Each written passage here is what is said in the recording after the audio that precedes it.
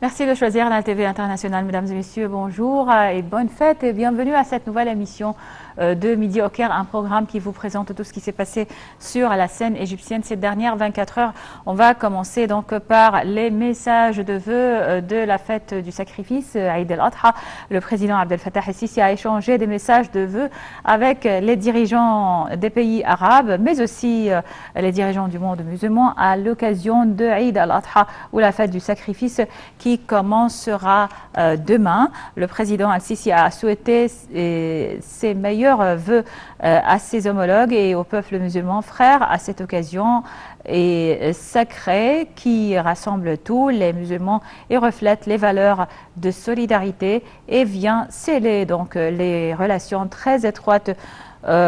noué de longue date. Le chef de l'État a sollicité Allah que cette occasion soit l'amorce d'une nouvelle ère prospère et d'un avenir reluisant pour tous les peuples de la nation musulmane.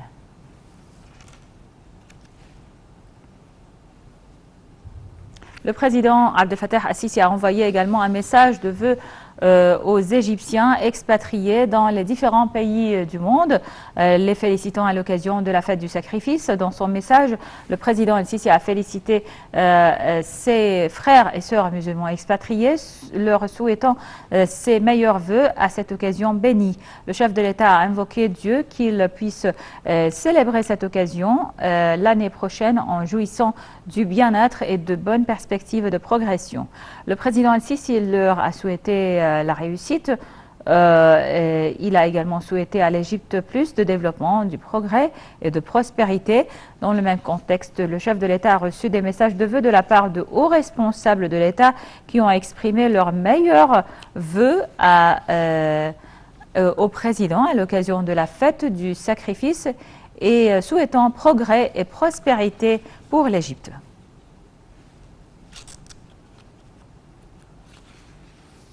Le président Abdel Fattah el-Sisi a reçu hier un appel téléphonique de la part du sultan d'Oman, Haytham Ben Tariq, au cours duquel ils ont discuté des derniers développements d'un nombre de dossiers régionaux d'intérêt commun. Au cours de l'entretien téléphonique, les deux leaders ont échangé les félicitations à l'occasion de la fête du sacrifice, Eid al-Adha. El-Sisi et Ben Tariq ont affirmé qu'ils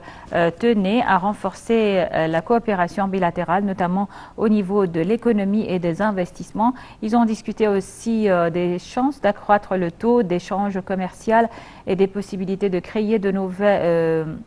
horizons de coopération bilatérale. Les deux leaders se sont aussi convenus de poursuivre les concertations et la coordination en ce qui concerne les questions régionales et internationales. Le chef de l'État a aussi apprécié la manière décente que reçoit les résidents égyptiens à Oman. Quant au sultan d'Oman, il a souligné que son pays tenait à tirer profit de l'expérience pionnière de l'Égypte en matière de développement. On passe à un autre sujet, à un autre reportage. Le président el-Sisi a affirmé que la position de l'Égypte est toujours fixe en ce qui concerne le dossier du barrage de la Renaissance et la préservation des droits historiques de l'Égypte en l'eau du Nil. Le président el-Sisi s'est exprimé lors d'une rencontre avec le ministre chinois des Affaires étrangères Wang Yi. Voici donc les détails sur cette rencontre.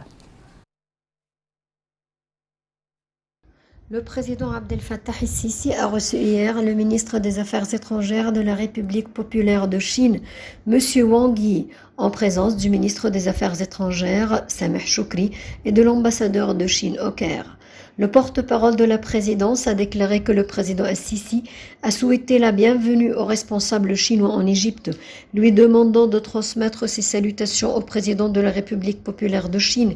Xi Jinping, soulignant le souci de l'Égypte d'élever le niveau de la partenariat stratégique global entre les deux pays, d'autant plus que l'année en cours coïncide avec le 65e anniversaire de l'établissement des relations diplomatiques égypto-chinoises, qui a été le témoin d'un prolongement de coopération et de coordination entre les deux pays dans des divers domaines, ainsi que profiter de l'expérience chinoise en tant qu'histoire de réussite que le monde cherche à étudier afin de promouvoir le développement global de la prospérité et du bien-être des peuples.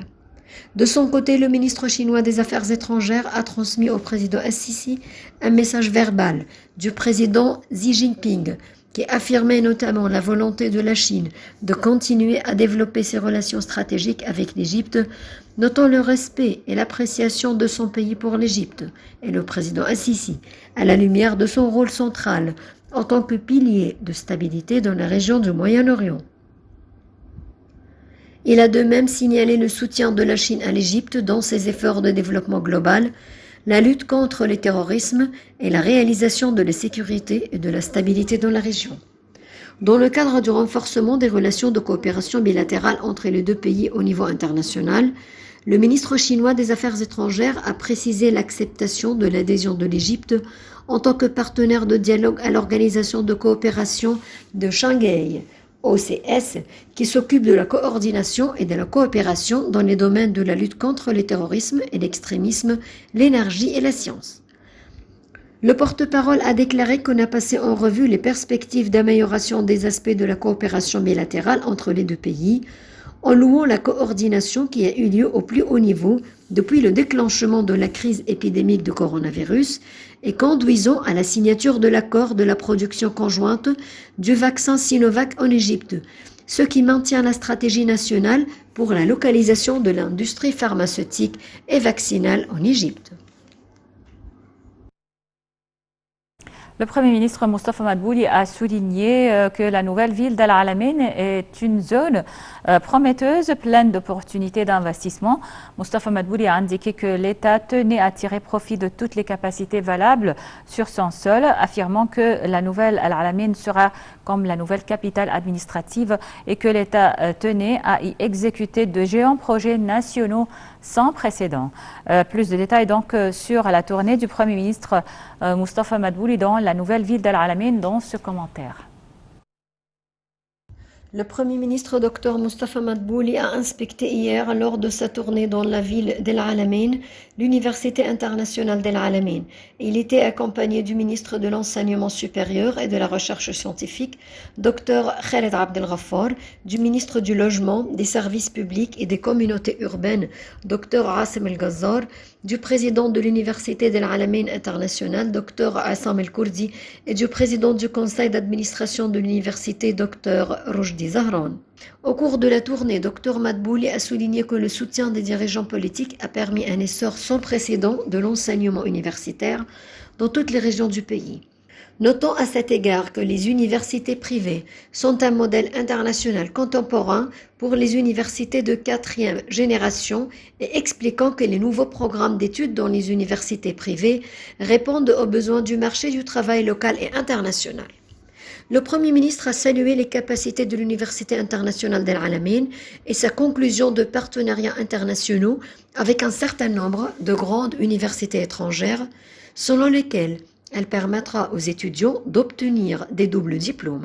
Le Premier ministre a évoqué le rôle important que jouent les universités dans la société, louant le mouvement de développement global dont ont été témoins les universités égyptiennes au cours de la période récente et soulignant que les universités privées contribuent à fournir une éducation de qualité en proposant des programmes éducatifs distingués qui suivent le rythme des temps et répondre aux besoins du marché du travail, de par des diplômes qualifiés qui sont capables de rivaliser sur les marchés du travail locaux, régionaux et internationaux, ainsi que d'avoir une infrastructure bien développée et appropriée pour la recherche scientifique, ce qui permet de mener des recherches scientifiques modernes pour contribuer à relever les défis auxquels sont confrontés les plans de développement en Égypte. Pour sa part, Dr Khaled Abdel Ghaffar, ministre de l'Enseignement supérieur et de la Recherche scientifique, a fait une présentation détaillant le projet du ministère de développer de nouvelles universités, soulignant qu'il vise à achever la création de 12 nouvelles universités privées, à savoir l'Université nationale d'Assiout et celle de Beni Suef, de Ain Shams, Al-Mansoura, de Helwan, de Zakazir, de Benha, du canal de Suez, de l'est de Port Saïd, du sud de Wadi, de Monofeya et de Ménia. En plus, les débuts des études dans 3 universités privées actuelles, à savoir du Roi Salman International, d'El Galala et d'El Alamein International, en plus de l'université de la Nouvelle Mansoura Internationale pour les sciences et la technologie, qui devrait commencer au cours de la prochaine année universitaire.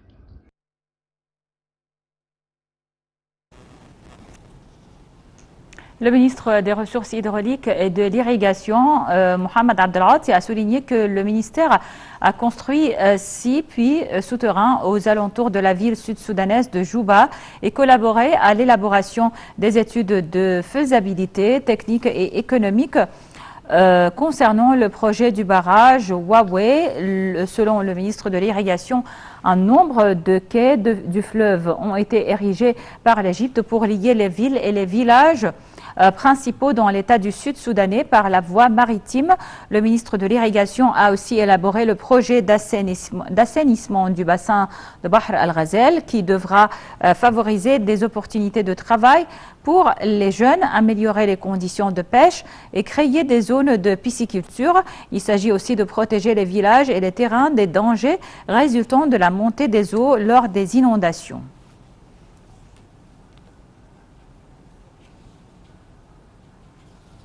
Le ministère des Affaires étrangères a condamné les nouvelles violations contre la mosquée Al-Aqsa de la part d'extrémistes juifs sous la protection des forces de l'occupation israélienne. Le porte-parole du ministère des Affaires étrangères, l'ambassadeur Ahmed Hafez, a affirmé dans un communiqué que l'Égypte rejetait totalement ces violations, tout en rappelant que l'Égypte avait toujours mis en garde contre toute atteinte à la mosquée Al-Aqsa pour sa vocation sacrée chez tous les musulmans à travers le monde. Selon le porte-parole, les forces israéliennes doivent assumer la responsabilité de la protection des fidèles à la mosquée Al-Aqsa afin de préserver la paix et la stabilité.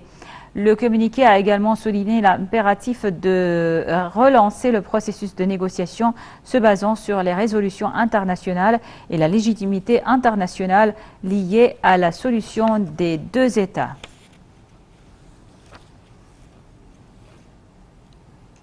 Les autorités égyptiennes ont poursuivi hier l'ouverture du terminal de Rafah pour laisser passer les cas humanitaires et les Palestiniens bloqués et pour aussi permettre l'acheminement des aides et des matériaux de construction à la bande de Gaza et ce conformément aux directives de la direction politique égyptienne.